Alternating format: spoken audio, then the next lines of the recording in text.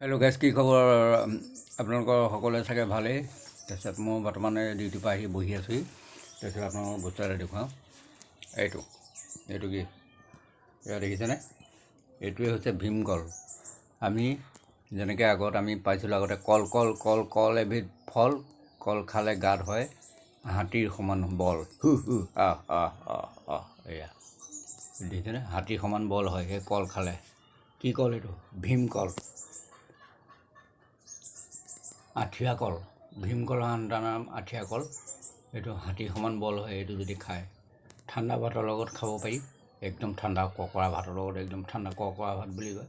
এই ককৰা ভাতৰ লগত যদি এটা কল একদম মোহাৰি পেলাই যদি একদম ধুনীয়াকৈ একদম গাখীৰ চাখীৰ দি পেলাই যদি খায়, নকৈছোঁ আৰু, ক'লোঁ নহয় আৰু ইয়াতকৈ বেদনা নালাগে আৰু। বুজিছেনে? এইটো হাতীৰ সমান বল হয়। এইটো খালে আপোনালোকেও খাব।